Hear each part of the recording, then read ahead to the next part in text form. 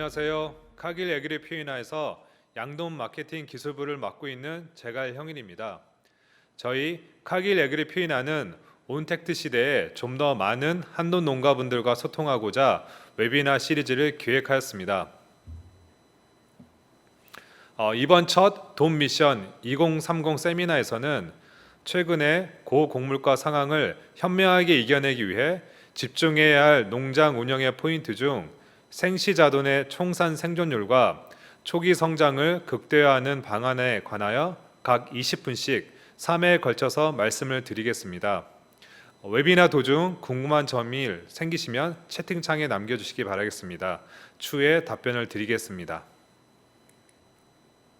먼저 최근 사료 가격 인상의 배경을 살펴보겠습니다. 그래프에서 보시는 것과 같이 상승폭도 높지만 등락폭이 매우 큰 것을 보실 수 있습니다. 그 이유는 전 세계 곡물 재고량이 적어 생산량에 영향을 미치는 작은 뉴스에도 선물 가격이 큰 폭으로 민감하게 움직이기 때문입니다. 기사에서 보시듯이 곡물 재고량이 7년 만에 최저치를 보이고 있다고 합니다. 가장 큰 이유는 기후변화로 인하여 곡물 작황이 좋지 않아서입니다. 문제는 기후변화는 단시일에 해결될 일이 아니라서 당분간 공급량은 원활치 않을 것이라는 사실입니다.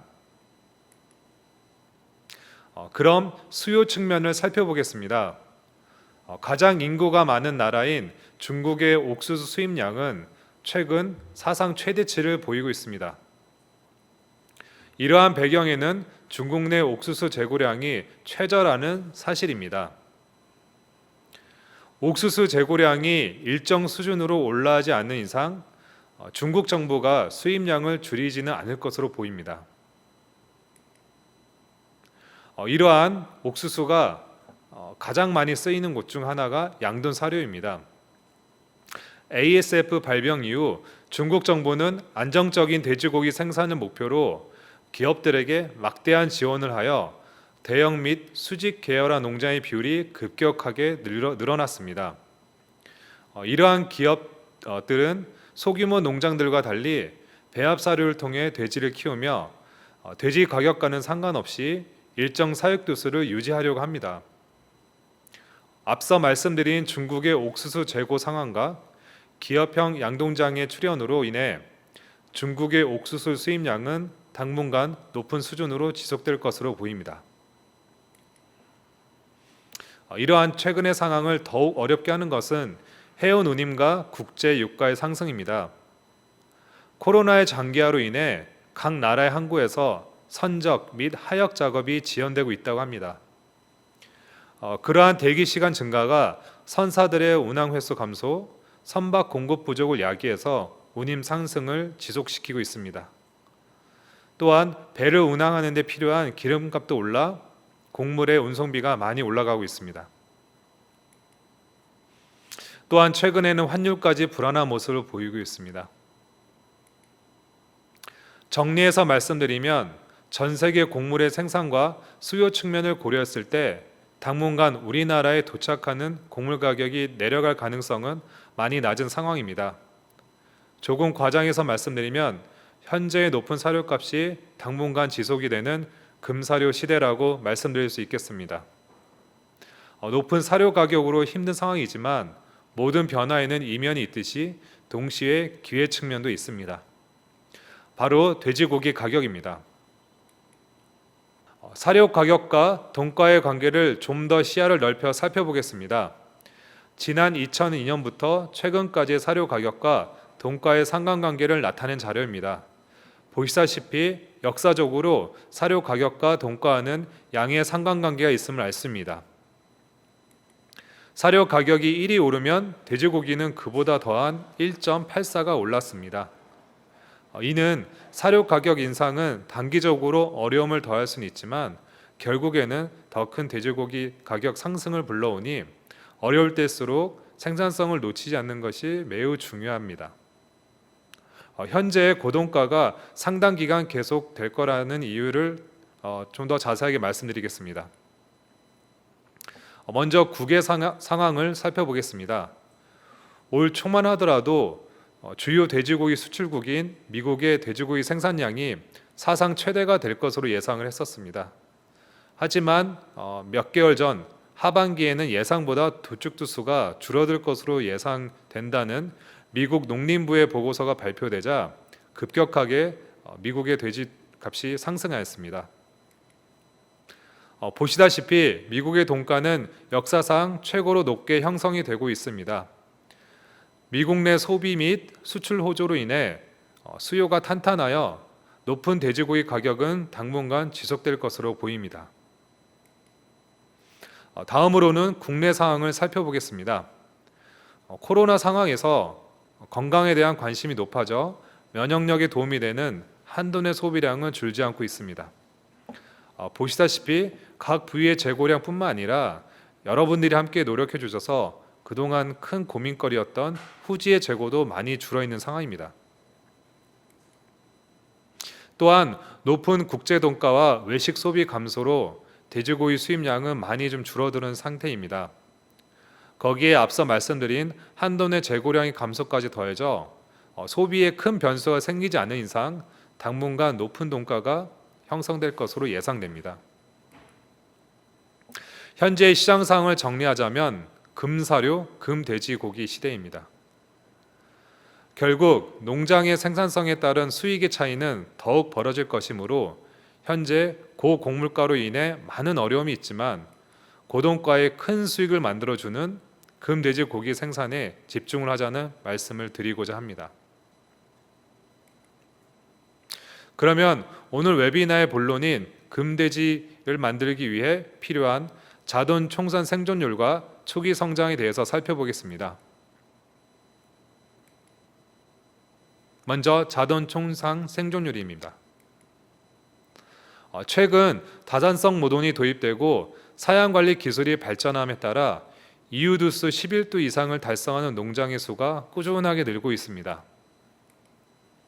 하지만 산자수가 늘어나면서 그에 따른 어려움이 있는데요. 분만시간 지연, 낮은 생시 체중, 자돈의 균일도 감소, 낮은 초유 섭취량 등의 문제가 생깁니다. 결국 산자수 증가에 따른 사단수 감소와 이유전 폐사율을 줄이는 것이 관건입니다. 저희 카길 에그리피나는 기존 포유 게시두수, 즉 실산 기준으로 포유자돈 육선율을 계산하는 방식에서 사산까지 포함한 총 산자수 기준의 포유자돈 육선율을 올리자는 목표로 자돈 총산 생존율을 제시하였습니다. 또한 자돈 총산 생존율을 높일 수 있도록 사산도수를 줄이고 이유전 폐사율을 개선할 수 있는 영양 솔루션과 기술들을 개발하여 제공하고 있습니다. 자돈 총산 생존율이 중요한 이유는 선진국과 번신 성적이 좋은 농장들도 높은 사산도수와 이유전 폐사율로 자돈 총산 생존율은 보시다시피 거의 비슷하다는 것에서 찾을 수 있습니다. 이는 곧 산자수가 높은 다산성 모돈일수록 자돈 총산 생존율을 개선할 기회가 많고 그 개선 결과에 따른 수익 차이는 더욱 커질 수 있다는 것입니다. 사산에 영향을 주는 요소는 여러 가지가 있지만 모돈 관리의 뼈대가 되는 체형 관리에 관하여 말씀드리고자 합니다. 모돈 체형 관리의 핵심은 임신, 분만 전 과정에서 적절한 체형을 일정하게 관리하는 것입니다. 보통 모든 체형 관리를 함에 있어 시각과 촉각을 활용하고 계십니다. 하지만 그러한 방법은 주관적인 측정 방법이어서 일정하고 객관적인 관리가 어렵습니다. 따라서 등지방 측정기나 등갑기를 활용하여 객관적인 데이터를 가지고 관리할 수 있는 시스템을 구축하셨으면 합니다. 다음으로는 전환기 영양 관리의 중요성입니다. 시간상의 제한으로 기술적인 부분은 다음 기회로 미루겠습니다. 다만 강조를 드리고 싶은 점은 전환기의 영양 관리가 생각 이상으로 중요하고 적정한 영양 관리가 적용되었을 때 사상 감소, 초유 증가, 포유자돈 균일도 및 활력도 개선, 분만 후 모돈의 컨디션 개선에 큰 도움을 줄 수 있다는 점입니다. 여기에 대해서는 뒤 시간에 더욱더 자세하게 말씀드리겠습니다. 몇 년 전부터 많이 태어난 자돈들을 잘 키워내는 덴마크의 사양관리 노하우가 많이 공유되었습니다. 이러한 사양관리를 지속적으로 적용하는 데 어려운 점은 직원의 훈련과 숙련된 직원을 계속 보유하는 것이 쉽지 않다라는 점입니다. 이러한 어려움을 해결하고자 카길 에그르피나는 분만 전후 집중 관리를 통해 초유 관리를 좀 더 수월할 수 있도록 최고의 디지털 기술을 가진 기업과 함께 디지털 기술을 개발하였습니다. 여기에 대해서도 다음 시간에 좀 더 자세하게 말씀드리겠습니다. 잘 아시다시피 많이 활용되고 있는 대리모 사용에 어려움도 있습니다. 모든 회전율 감소, 모든 자동 관리 비용 증가, 또한 여러 자돈들을 옮김에 따라 교차 위험도 증가 등 여러 가지의 단점도 함께 대두되고 있습니다.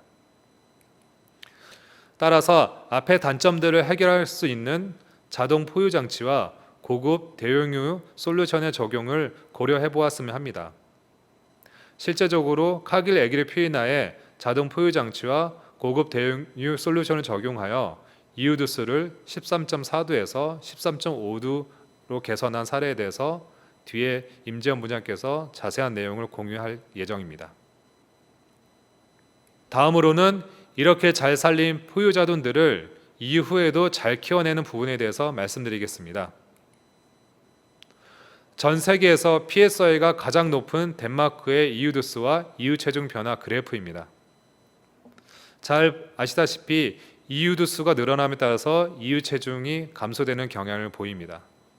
따라서 높은 번식 성적을 가진 덴마크의 농가들도 이후 체중 저하가 큰 고민거리입니다. 저희 팀이 몇 년 전에 최초 PSI 40도를 달성한 덴마크 농장을 방문하여 그 농장의 핵심 비결을 들었는데요. 그 사장님께서 자부심을 갖고 말씀하신 내용은 바로 이후 자돈을 위한 특별 배합 사료입니다. 앞서 말씀드린 대로 PSI가 늘어남에 따라 체중이 작아진 이유자돈들이 늘어나는데요. 이러한 이유자돈들을 키우는 데 있어서 영양 관리가 너무나 중요하며 또 따라서 그 농장 사장님은 다른 농장들보다 몇 배의 투자를 하여 최고의 영양을 공급한다고 하셨습니다.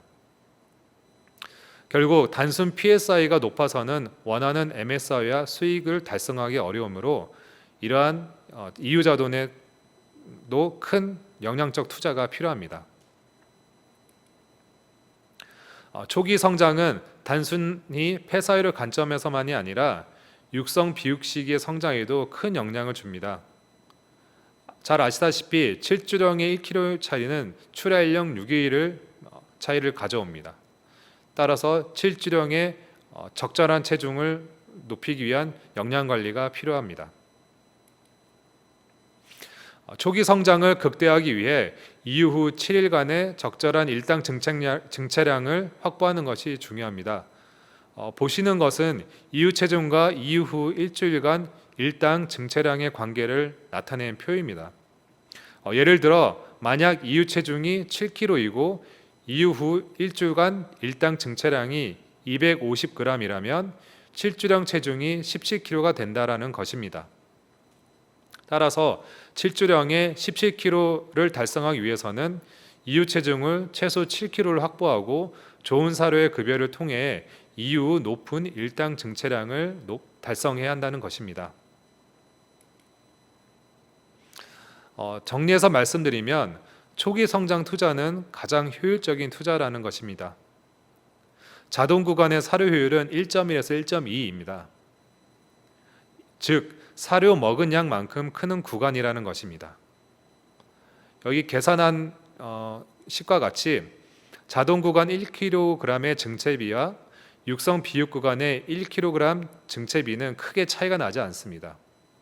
하지만 초기 성장이 느려지면 육성 비육 성장 지연에 따른 손해가 더 커져 결국 더 큰 손해가 날 수 있으니 농장 자돈의 초기 성장에 집중을 했으면 합니다. 마지막으로 강조하고 싶은 것은 사료 효율입니다. 금사료 시대 사료 효율은 매우 중요합니다. 농장의 급이 관리 및 가공 사료 급여를 통해 사료 효율을 개선하는 것에 집중하였으면 합니다. 자세한 내용은 다음 시간에 다루겠습니다. 이상으로 제 시간을 마치도록 하겠습니다. 다음 시간에는 좀 더 구체적으로 자돈 총산 생존율을 높일 수 있는 방안에 관하여 이일서 이사님의 강의가 있을 예정입니다. 바쁘시겠지만 잊지 마시고 꼭 시청하시기 바랍니다. 시간 내주셔서 감사합니다.